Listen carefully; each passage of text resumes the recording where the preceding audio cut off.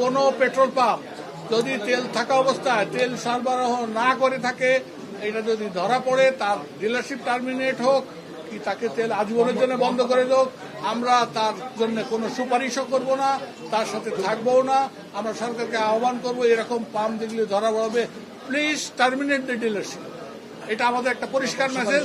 আমরা কোনো সুপারিশও করবো না। যারা অতি মুনাফার লোভে এরকম যদি কোনো পেট্রোল পাম্প করে থাকে সেটা পার্সেন্টেজ 2-3-4% হবে, কারণ এটা জনমকালের ব্যবসা।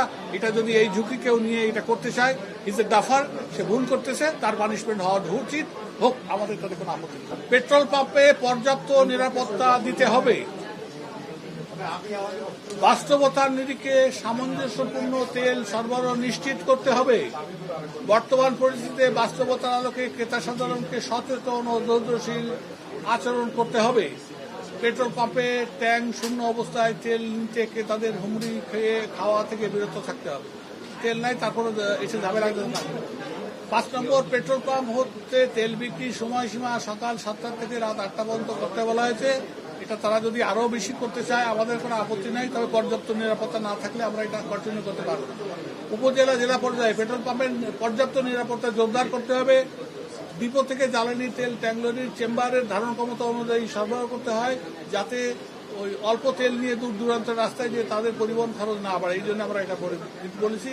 একটা চেম্বারে 9,000 লিটার ধরে, সেখানে যেন 4,500, 2,000 বা 3,000 লিটার তেল না দেয়, তাহলে তাদের পরিবহন খরচ বেড়ে গেলে সেই লোক তেল বিক্রিতে আগ্রহ হারিয়ে ফেলবে।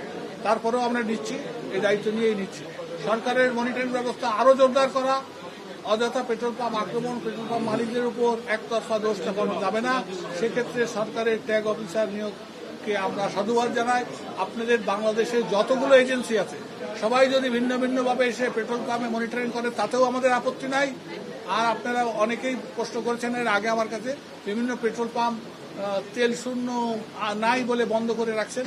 তেল যদি না থাকে তার কোনো উপায় নাই, তবে তেল থাকা অবস্থায় যদি কেউ তেল শূন্য করে থাকে, he is doing a crime. তার জন্য যে পানিশমেন্ট সরকার দেয়, এই সংগঠন সেই সব সদস্যের জন্য কোনো দায়িত্ব নেবে না।